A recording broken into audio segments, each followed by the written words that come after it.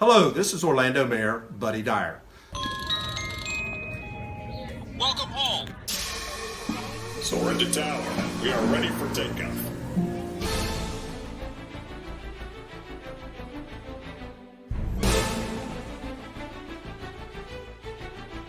Por favor, manténganse alejado de las puertas.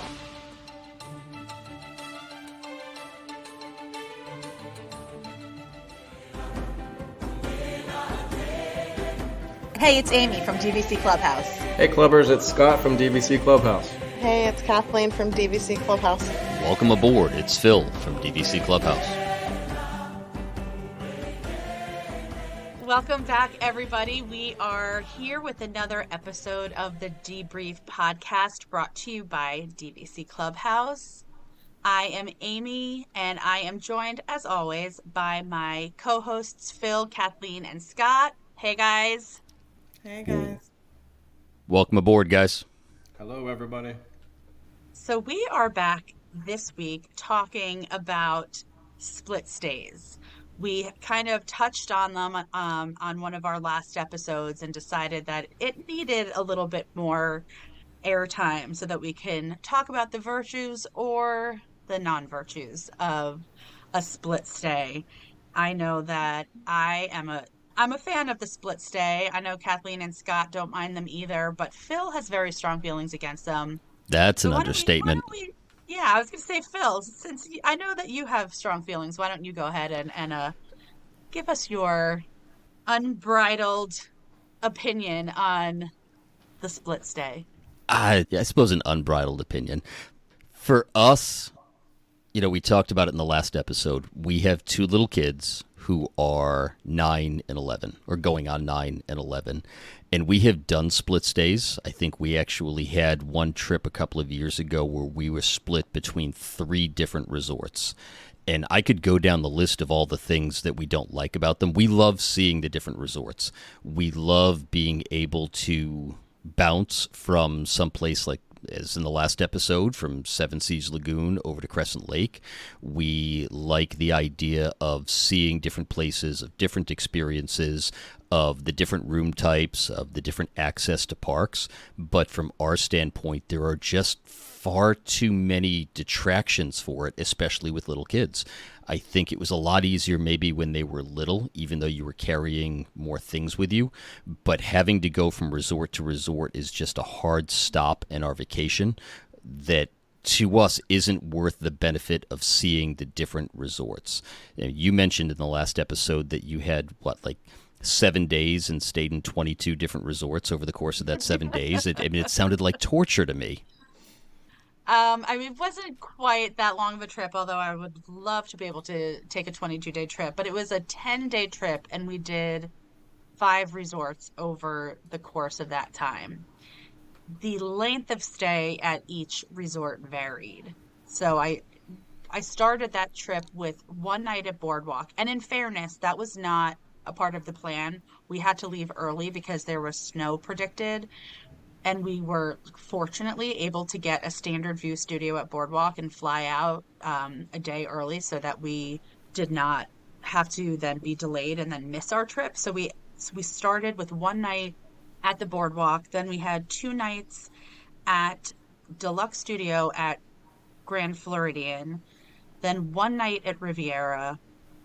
And then 3 nights at the Polynesian, I think. And then 3 nights at Beach Club. We were all over the place, and like I said, they varied in length. But were they the same room type? Were they studios across the board? Yes, they were all deluxe studios. And I've done different trips where it's been 3 nights where I've done 1 resort each night, or 4 nights where I've done 1 resort each night. I've done various combinations of split stays. And just to back up for a minute, just in case there's anybody who is listening who is not familiar with the term split stay, it is a term that we use in amongst the DVC crowd to explain or, just to label a vacation that you take at Disney World where you stay at more than one resort over the course of that one trip. The reason varies. If I'm being totally honest, I don't necessarily ever book a trip saying, oh, I'm going to book a split stay for this trip. It's typically because I'm either piecing a trip together or because there is something very specific about that trip where if I know that I want to be in this area for this specific thing, but I want to be in that area for this specific thing. So I guess that is intentional, but it's more about for a very specific reason than just because I'm booking a trip and just want it to be a split stay. Scott and Kathleen, where are you guys on this? I absolutely love split stays. I know that we did the biggest split stay we've done was 8 days, 5 different resorts. Yeah. That just sounds awful. It was all studios. The only thing I don't like about it, and I think you mentioned it before, Phil, is you're like homeless for that part of the day. I don't really care for that, but I mean, that's when we would go to the pool or, a park, but Yeah, but you never know when you need your room. And I know. I get that part of it. Like, you just never know when you might need a place to chill. So having a homeless day or like a time throughout the day when you don't know when your next room is going to be ready made it kind of hard. But I don't know. It's not as bad. We talk about, like, if you have little kids, obviously it's going to be a lot more difficult. You can never really relax. Feel like you're always living out of a suitcase. yeah, I don't think that I would do it if I had little kids. I mean, my daughter's 16 years old. Your daughter's, 22 years old, so it's a little bit different. But I would never do the 5 again over 8 days. I wouldn't do that again. I just think it depends too. Like, we've done them and we were kind of smart about it too. Like, you can purposely book like the 1 bedroom at the end of your trip. And That is key. I bet Do laundry. we've done it where we had to go back to a smaller room, and man, does that hurt. The one thing about the split stay, the last one we did, we were at Poly for I think 5 or 6 days, which was great. We got our Polynesian fix. Then we moved over to a 1-bedroom at Copper Creek, and moving from that studio to a 1-bedroom is magical. You walk in there and there is so much space to spread out. Doing it in the other direction, you'd probably have to just take away my shoelaces. Oh, no, thank you. yeah. Yeah, I think And- as a general rule, in you want to be, even if you're staying in the same unit, you want to make sure that you are starting with the smallest studio and then moving up to a bigger one. So typically on the trips that I have done a split stay where I have stayed at Bay Lake, that is always the first night because that is the smallest studio, other than a tower studio. But for the studios that are, deluxe studios, I prefer to start there so that then I can kind of feel like I'm upgrading to a bigger room. You mentioned the homeless day. I think it's especially difficult with kids. I think if it was just my wife and I, it wouldn't be so bad because we have the ability to wake up in the morning, go to the park, and if we're getting tired, there's plenty of places we could go hang out. We could go find a lounge. We could go find a quiet place in the park. But when you've got 2 little kids, especially the way we vacation, so let me back that up a second. Our typical touring style for the park is to get up early, get to rope drop or somewhere near rope drop, maximize that first couple of hours, maybe or maybe not grab lunch in the park, then go back and spend the middle of the day in the pool in order to relax the kids, give them some downtime, they're not oversensitized, and then grab a shower, get a change of clothes, feel fresh, and go back in for dinner and maybe another hour or 2 in the park. So when we've got little kids on that homeless day, we hit 11 or 12 o'clock in the afternoon and they're done. They want to go back and they want to swim. And on that homeless day, you do have options to go to either pool. It's just not as easy. And if they're getting crabby or they want to sit down and watch half an hour of TV to chill out, you don't have that option. So that for us is the biggest problem with it. Now, with that said, we found some workarounds for when we do have to split stay. Our latest thing is instead of taking a first thing in the morning 6 a.m. flight to get down to Disney, I've been booking flights for the evening before. And then we just get a small studio to have a layover night so we can start fresh in the morning. And that's not terrible, but what we've now done is made use of the lockers inside the park. So we will give our bags to Bell Services for the transfer. I think in this trip, we're actually staying at the same resort, a studio to a 1-bedroom, so it's even easier. But we have a backpack that's got some snacks, a really easy change of clothes, and some bathing suits. And as soon as we get into our park for the day, we stuff that bag in a locker, so regardless of what happens, we can pick up that backpack on the way out the door, and we can at least park them at the pool with a bathing suit and lunch, either at the resort we just left or typically the resort we're going to. But that homeless day is just brutal with little kids, and that is probably the biggest detraction, and I've got a list of the issues I have with it, but that is without a doubt the top of the list of what we don't like about those split stays with little kids, is just having that 5 or 6 hours. And I've had a room be ready at 11 o'clock in the morning, but I've also had a room be ready at 5:30 at night. And by that point, now you've got a dining reservation, because we always try and have a sit-down dinner at night. Now you're hot, you're sweaty, you left the park, the kids are getting crabby, you can't shower, you can't change, and you've got to go try and find a dining reservation. So by 7 o'clock that night, those kids are wiped out. I think the truth about the split stays are that you have to be very strategic about them. And I would imagine that for some people that's annoying, because you're already doing so much planning and strategy where your vacation is concerned already. It definitely is helpful when you're on those days, kind of like, because I actually never really feel like it's a homeless day. It just feels like a day that, I am intentionally, for the most part, it's a day that I'm typically not going to commit to being to rope drop a park. I will get up and maximize the amount of time at the resort in the morning. So whether it's having breakfast, sleeping in, morning pool time, and then coming back and kind of getting ready for the day. And then typically doing something that is, centered around the afternoon into the, the dinner time. So maybe like from like the noon to 5 o'clock, to really plan something that's going to take up that bulk of the day. So, something that I like to do on that homeless day is like go to Disney Springs. Like I'll head over there and have lunch, walk around the shops, or depending on what the resort is that I'm going to. For instance, if I'm going to Boardwalk or Beach Club, I can find ways to occupy myself over there, having lunch, walking around the boardwalk, popping into the different resorts. Even that's like a great day for me to just like pop into Epcot, because when my resort is ready, I can just walk out of World Showcase and, arrive at the resort. But it also, there's like strategy involved in deciding whether or not I'm going to give my bags to Bell Services and have them transfer, or if I'm going to just take an Uber over and drop my bags off with Bell Services at the resort that I'm checking into, so that those bags are there. Because I have had only one time did I have a situation where my resort was ready. I arrived, and this was at Saratoga Springs, and I went right to the room, and it took forever for Bell Services to bring me my bags, which probably would have happened whether I checked them with Bell Services or took the Uber over. But it is annoying when you want access to your stuff and you're in your room and you don't have it. And so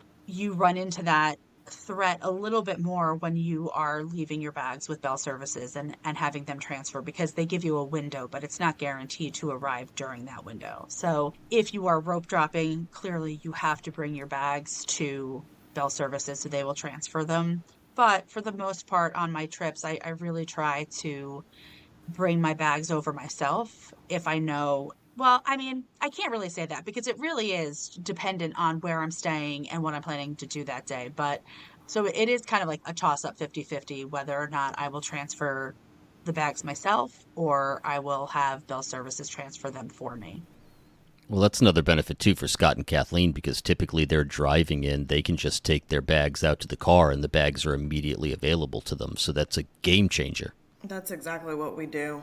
We leave the resort, we head over to the next resort, and we just leave the bags in the car until our room is ready. And then once the room's ready, we just go back and get them. Or sometimes we do check them with Bell Services. I think it just depends. It just depends. Yeah. But we have been very lucky on getting our room at a good time. We've never really waited that long, except for one time. One time at Beach Club. And that was at Beach Club. Yeah, but the trick is we've learned that we tell them that we're hanging out at the resort, because they always ask that question. Are you going to go to the parks or are you going to hang out at the resort? So now we just tell them we're going to be hanging out here. And it seems like every time we've got our room early when we said that. Mm-hmm. That's another trick, too. Everybody loves to use the online check-in. I will still, even with an online check-in, make it a point to go to the front desk because you would be amazed once you've got a couple of cute kids in tow that are all anxious to get to the pool and get to their room, how quickly they will find you a room if you go to the front desk. And We have usually always they'll give found you an that option. They might have one ready to go for you, and they'll even give you the option of, well, it might be on a lower floor, or it might not be exactly what you want. You can take it now, or you can wait for the one like a higher floor or whatever you might have requested. But it's always worth the shot, in my opinion, to go to the front desk and just let them know you're checking in. I mean, I'm not going to lie. We're going, our December trip, we've got a studio at Old Key West for the night, then we're moving to a one-bedroom. And then in January, when we're down there for my daughter's gymnastics at Wide World of Sports, we've got a studio overnight into a two-bedroom. I'm going to the front desk, and I'm just going to casually drop the fact that we're moving to a one-bedroom the next day or we're moving to a two-bedroom the next day. They don't have to give me anything, but hey, you never know by going to the front desk. Maybe they go, hey, it just turns out we've got a one-bedroom. Let's put you in there for the entirety of the stay, and it's always worth the shot to go to the front desk. You never know. We always do the online check-in, but we always walk in and go immediately to the desk because there have been times where rooms have been ready and we took them. if you guys have done split stays before, have you ever been pixie dusted? On like 1 or 2 nights, have you been like pixie dusted and upgraded? Yeah, I've only been pixie dusted once, and it was at my first resort. And sadly, I was pixie dusted. I was upgraded to a 2-bedroom, and then moved to a different resort that was a studio. So I mean, it was nice to get the don't Oh, get me that wrong. It stings. was nice to get the upgrade, but it was me and my daughter, and so we had 2 separate rooms, and then we had to do the rest of the trip sharing the room. So we had a little taste of The bar was set our high. own, our own space. Little taste of how the other half lives. Yeah. Now, we've gotten some great views and upgrades, but it hasn't been during a split stay or, to my knowledge, due to a split stay. It's just been the luck of the draw where we've booked a standard view, and the next thing I know, there's fireworks and everything popping outside my balcony. It will, like if you have a shorter stay, if it's like 1 or 2 nights, I've heard, a lot of people say they get lucky and they get upgraded just from those one-night stays. Well, because it's a lot easier to upgrade you for one night than it is to upgrade you for 10. Yeah. I Well, know, and while I haven't really been pixie dusted, I have like 9 out of 10 times gotten my room request or something very close to it when I have split stayed. And I think, again, to that point, it's because it's a shorter trip. So they're putting me into a room for, 1 to 3 nights. It's not looking at 10 nights in a row or 7 nights in a row in that same room. So I always put in fairly specific requests, and the requests are either met or most of the time even better, other than that one time that I had that terrible view at Boulder Ridge where I was literally looking at the laundry staging area, and I called it the Behind the Magic. I joked that it was actually an upgrade, and it was the Behind the Magic view. We talked about transferring bags, and I think for me that's number 2 on my list. I don't know about you guys. With 2 little kids, we always do a grocery delivery on our first real night at the resort, just for things like breakfast. I'll pay huge money for a Disney dinner, but nothing irritates me more than paying $89 for a breakfast of Mickey waffles and some reconstituted scrambled eggs. So we'll have coffee delivered, we'll have cases of water delivered, snacks for the kids during the week, breakfast foods, and especially now with Disney's hesitance to deliver groceries, that becomes a bigger problem. Now I can't do one grocery delivery, then another grocery delivery, or I have to start balancing what's getting delivered at either time. So with a split stay, we find that it's more difficult to have the food we want in the room and get it transferred, and what am I leaving, what am I taking, versus having that one long stay and just being able to get one big grocery order at the beginning of the trip and have it available to us for the entirety of that stay. Yeah, that's a good point. Yeah, I typically don't do a grocery delivery. I have done water, and they'll transfer the waters.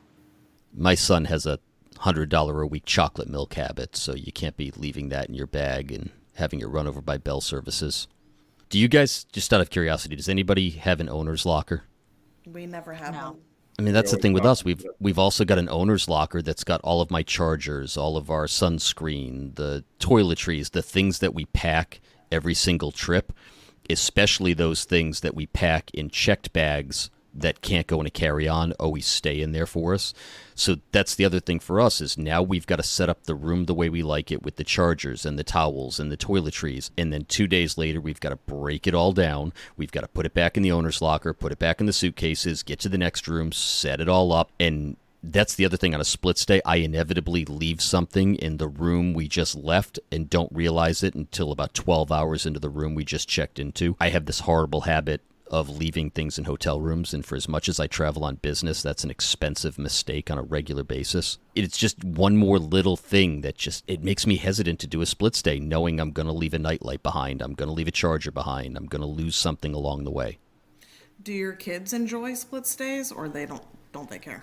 They like the idea of the split stay right up until that homeless day when they have that realization at about noontime that they can't get to their bag to get what they want, or they can't go back into the room to throw their feet up. They like the idea of seeing different resorts. They like the idea of being able to do Polynesian and boardwalk in the same stay. But there's always that point during the room change where I start hearing the gripes from both of them because they don't have somewhere to go back to. Even though we can go to the pool, since we figured out that locker trick, I think that makes it a little easier, but that one homeless day always seems to be a problem. You know, we're very specific in how we vacation with our kids. We learned very early on that they want to go, go, go, go. They would love nothing more than a rope drop to after fireworks park commando, and that's good for about 36 hours, and then we start to see the roller coaster.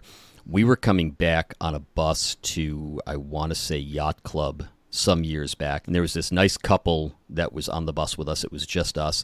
And the kids were just having a good old time. It was probably noontime or 1 o'clock in the afternoon. And the woman actually said on the bus, "Your kids are so well behaved. We come here all the time. We've been vacationing here for years. And we always see these children melting down and the parents pushing them. And you guys have got it figured out. You take the kids back. We always build in a break. We build in an off day. We always build in off time every single day." And I started laughing. I said, "Ma'am, I can make my kids cry at home for free. Way too expensive to make them cry at Disney." So I have teenagers, and they enjoy split stays, but they don't like the very short stays and like moving frequently.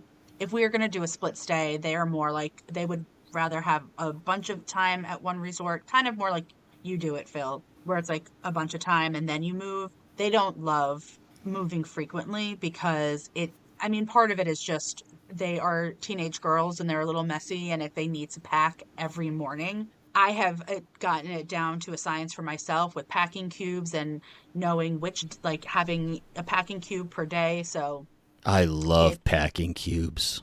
Gosh, yeah, I love they packing are, cubes. and for me, they are like a must for split stays because it allows you to know what you're going to need for each day and not needing to worry about digging through your bags to know what you're going to need for that day once you're like surrendering your bag. It's like a little bit of that pre-organization. But when you're dealing with teenage girls who are basically like Animal from the Muppets and stuff I is, am like, telling them everywhere. you said that. Wait till I see them. I'm telling them that that's exactly how you described them.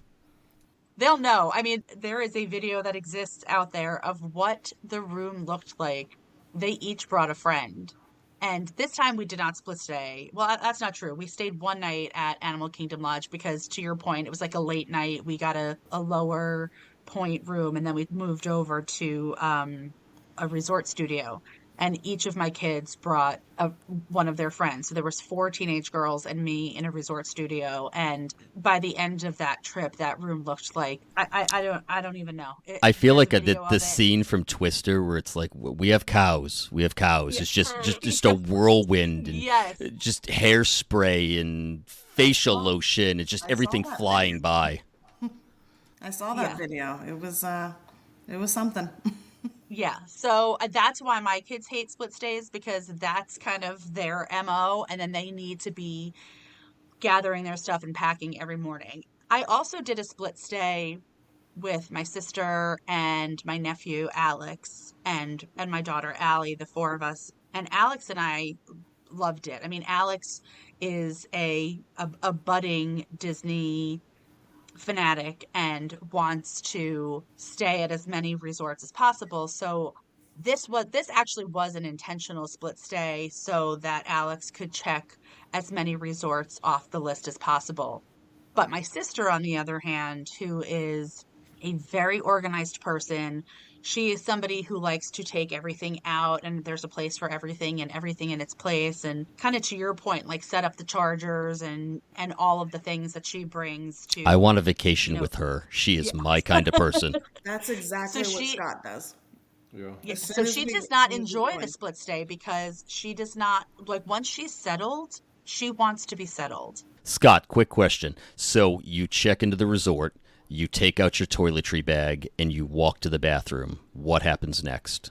I want to see if you're as OCD as I am. I take out the toiletry bag. I go to the bathroom. I have my own toiletry bag. Yes. So all of my stuff goes on the right-hand side of the vanity, and then you have your own space over there. But the first thing I do is I set up the chargers, and what else do I do? I don't know. I take everything out. You take everything out and you put your clothes away. You actually utilize the drawers in the closet. Yeah, but I look at that, and But the first thing you do plug in the chargers. yeah, the very that's first always thing. the first thing I do. I make sure that there's USBs and plugs, and I charge our phones and stuff. But that's pretty much it. So I do the same thing. The chargers go in, the clothes get put away, but my wife makes fun of me for this. I will walk into the bathroom with my toiletry bag, and yes, I have my toiletry bag, and I fold up a face cloth, and I lay it across the right side of the vanity, and everything gets placed on top of the face cloth and in order, so it's all laid out nicely for me to use as I see fit. It's like one I of my do little that. OCD I do issues. Yeah, That's me. Perfect.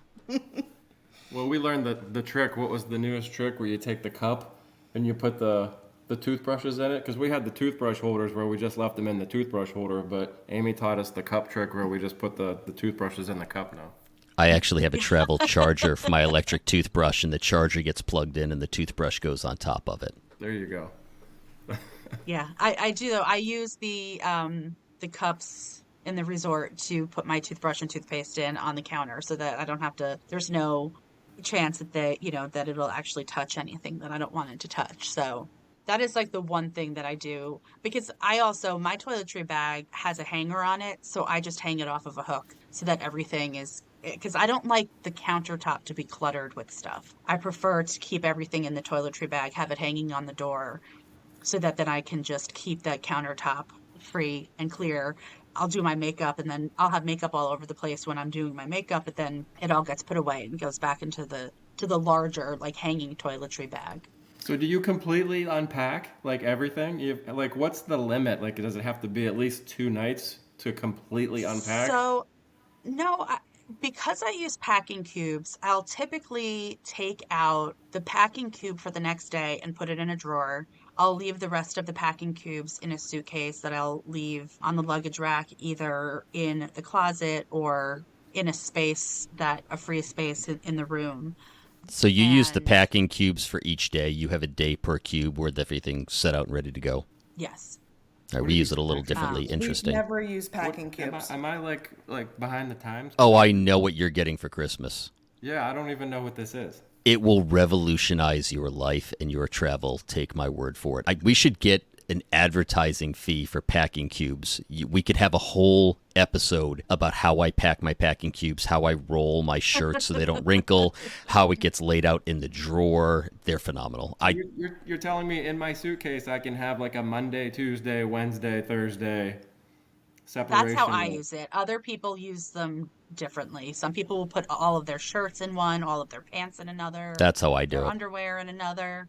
But I do it because I have really I think I've been doing split stays for like basically 95% of my trips recently. I use it by day so that when I'm moving, I know and when I pack, I organize them in order so that the top one is always like the next day. So that Are there different sizes? I'm on Amazon right there now. are different sizes, and I have a bunch of different sets because I also kind of like to mix and match the patterns so that I know, so that each day kind of also has like a different pattern. For those and that easier can't see than- at home, I am actually showing packing cubes on screen. So Phil we is have the them Vanna White.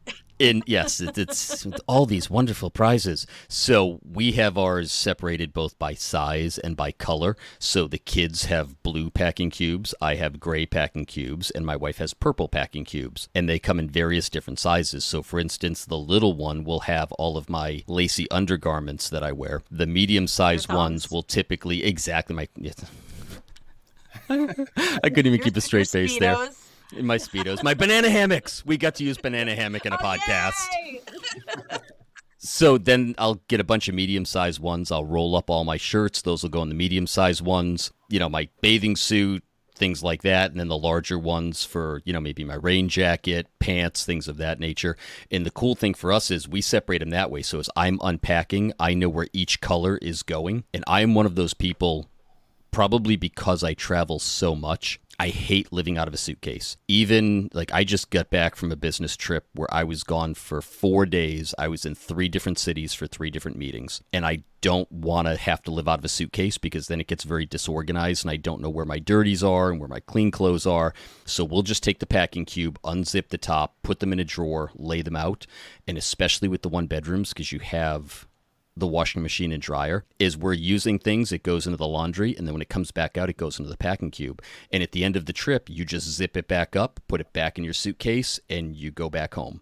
And that's another thing. We are insistent on washing our clothes before we leave out of those 1 and 2 bedrooms because it makes life so much easier when you get home. And then you get home, you take out the packing cube, you give it to the kids to take to their rooms.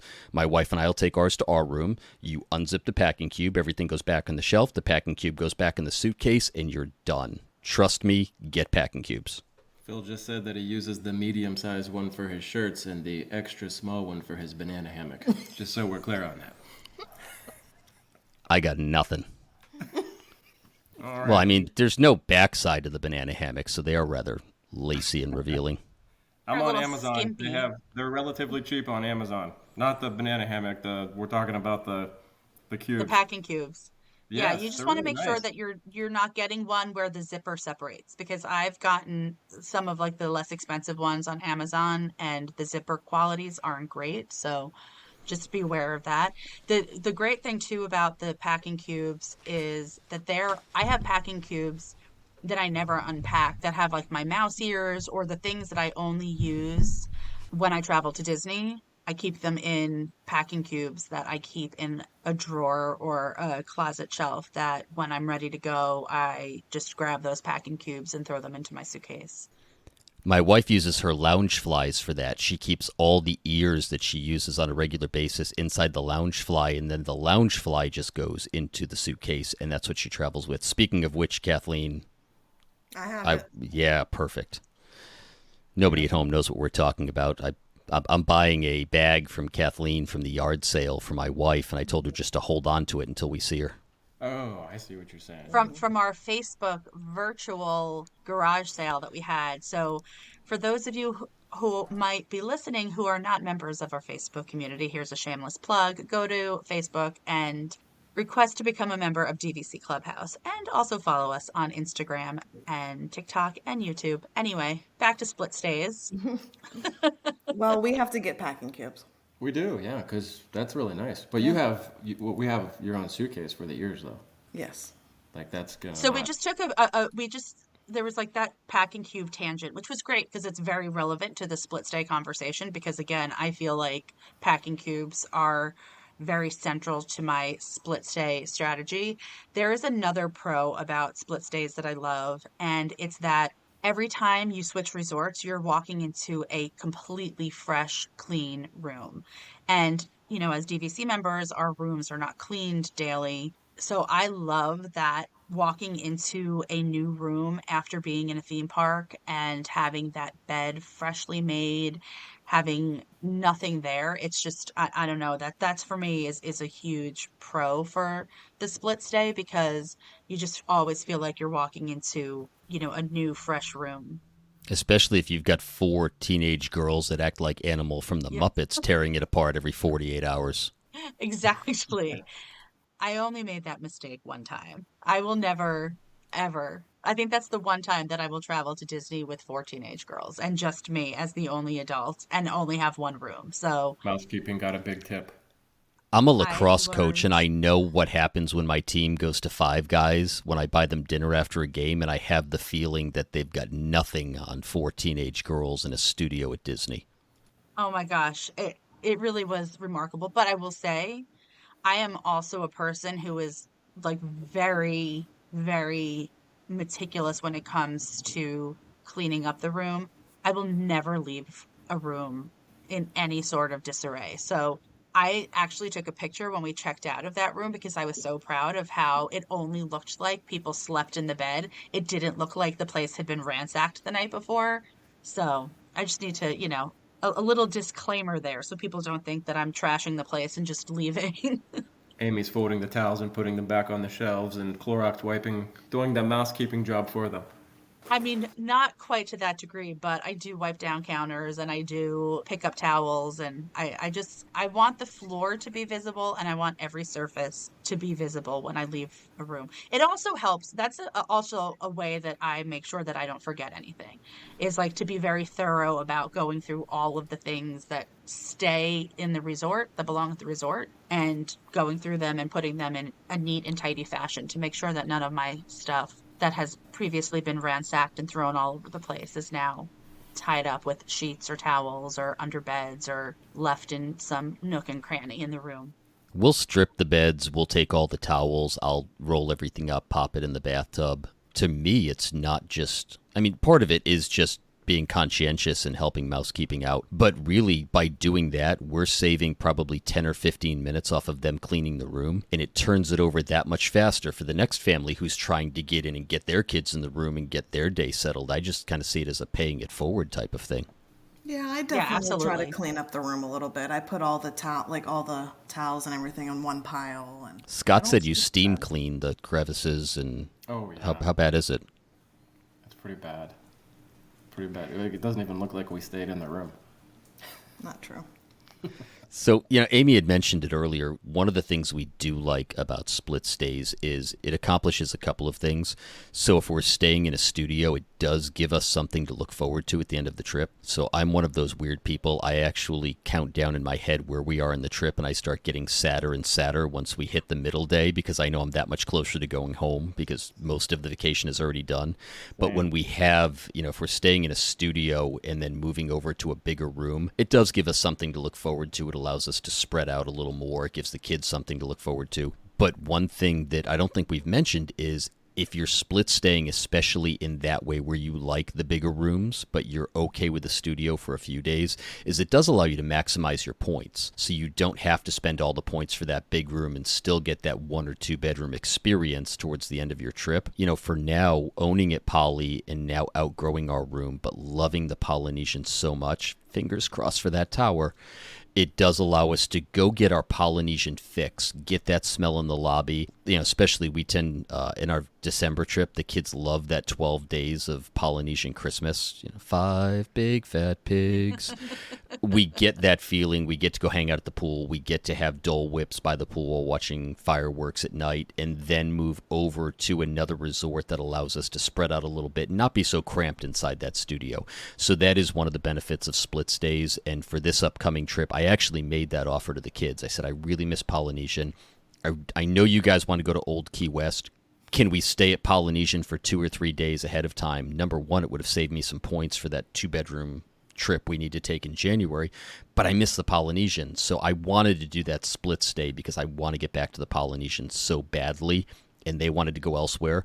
Unfortunately, I was grossly outvoted by a 8 and an 11-year-old, but I was making that push. I would do it for that. As Amy said, if there's something I wanted to see, a resort I desperately wanted to get back to, or let's say a Christmas party we wanted to go to and we wanted to have a night by the Christmas party so it wasn't such an ordeal getting back to the room, I would consider it for that. But as an overall rule, we just tend to shy away from them because of the little kids and the difficulties it presents. Well, and I agree with that as a pro in terms of the points management, because when my kids were younger, we stayed put in one resort. We got larger units. We went for, one long trip a year. Now I am traveling much more frequently, taking smaller trips, and I am kind of a points miser. I want to make my points stretch as far as possible, but I do want to be able to stay at Grand Floridian, or I want to be able to stay at Bay Lake Tower or wherever that's higher than what my home resort points charts are.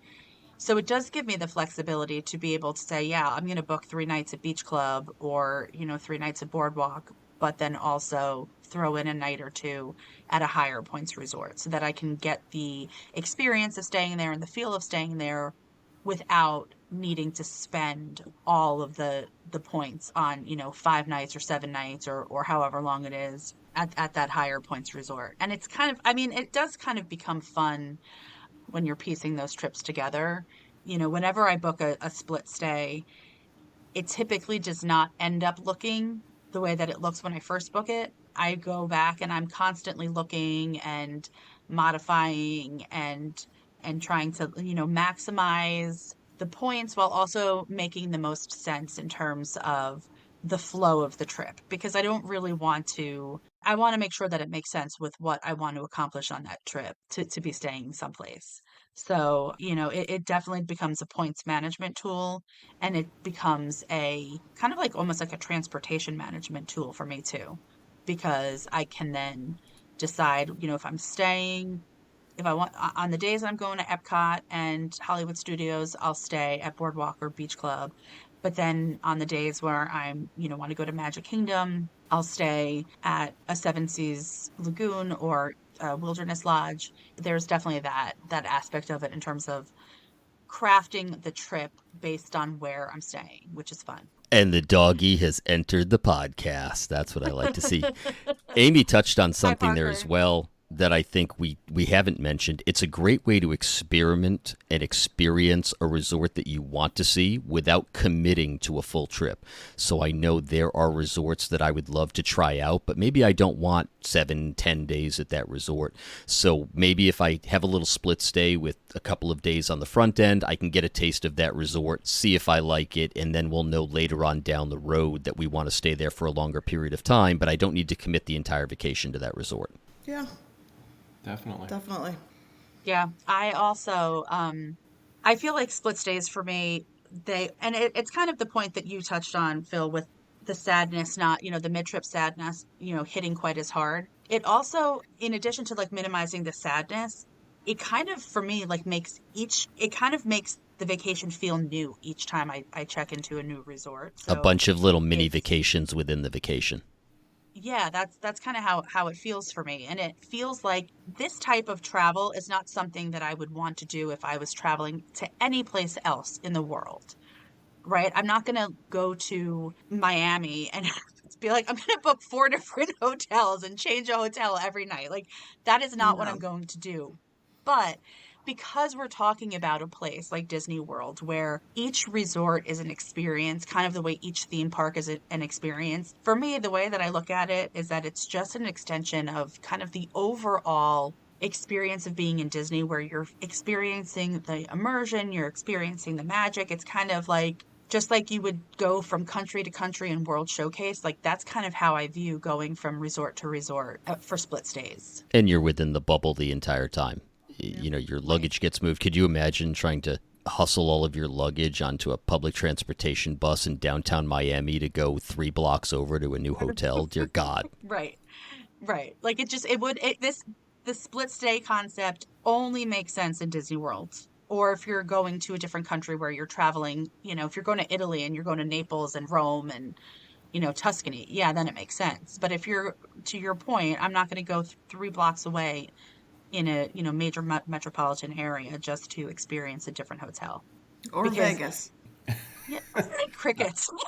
I was going to say, but I had this visual the last time I was in Vegas, and there were plenty of people pushing shopping carts up and down the strip, but they were staying in different places every night for a whole different reason. Right. Yeah, so I mean, I the split stay is like a concept that's, I think, very unique to Disney, and very unique to DVC, because I don't think that there are probably a lot of people who are booking people who are not DVC who are booking their Disney World vacation, unless they are people who kind of have division amongst the ranks, where somebody loves contemporary and somebody loves beach club, and they have to stay at both because otherwise there would be civil war within the family. I feel like DVC just it is this very unique thing that happens as a DVC member, because we have the flexibility and because we go so frequently. So we're not needing to create a trip that's going to be our one trip to last us for the next 2 or 3 years. That's not entirely true, actually. I have a few friends who do split stay on regular resorts and cash stays, and for them, it is a way. Well, okay, let me back it up. They will stay either at a value or a moderate, and they will book the last couple of days at the deluxe they love, but they don't want to pay for that deluxe experience for the entire trip. That makes sense. So they will stay at Pop or they will stay at Caribbean Beach, and then they will move over to, let's say, Beach Club or Yacht Club for the last 2 or 3 days. So they get that deluxe feel, they get the immediate access to the park, they get Stormalong Bay, they get the volcano pool at Polynesian. They hit it really, really hard for the first part of their vacation with those lower price stays, and then move over to a deluxe so they can end on that high note and enjoy that resort for what the deluxes have to offer. So I do know that it happens, certainly not as frequently as those of us that are trying to cobble together vacations or maximize our points, but it is sort of a concept on the cash stay side for people who like to experience the different levels and end at a deluxe. Well, and to that point, it's what makes us so lucky with DVC. And we can joke and argue whether or not certain DVC resorts are actually deluxe resorts. I But just want to send my apologies out to all those Riviera owners who we just seem to be crapping on the last 2 episodes. We love you guys. We really do. the reality is that regardless of what you think about the resort, the great thing about DVC is that no matter where you stay, you're getting deluxe resort perks. And so, if I am hopping from Old Key West to Saratoga Springs to Riviera to Contemporary to Beach Club, I'm getting those perks. So I'm getting early park entry every day, regardless of which DVC resort I'm staying at or hopping to, which, you wouldn't get if you were, like the deluxe resort perks you don't get if you're hopping from Pop to Yacht. And we've had that discussion inside our house where we're going to Old Key West or we're staying at Resort X or Resort Y. And I need to remind myself and sometimes my wife, it's like, hey, look, at the end of the day, our worst case scenario is that we've got a 1-bedroom at Old Key West. Can we just kind of temper our expectations a tiny bit and realize how lucky we are to be in that position? Yeah, absolutely.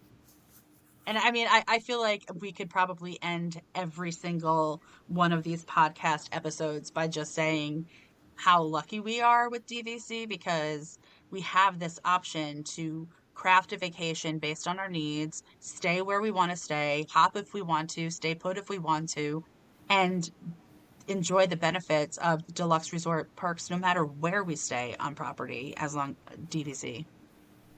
Well, I think that's probably a fantastic place to wrap it up. What do you guys think? Well said. I have a question. 17. If you could do a split stay right now, what 2 resorts would you pick? I'm bouncing from Polynesian to start with a studio to get that feel. And I am probably going over to Boardwalk in a 1-bedroom boardwalk view for the last section. No surprises there, were there? I am picking Polynesian and Animal Kingdom Lodge only because we have not stayed at either of those in quite some time, and I'm kind of missing both of them.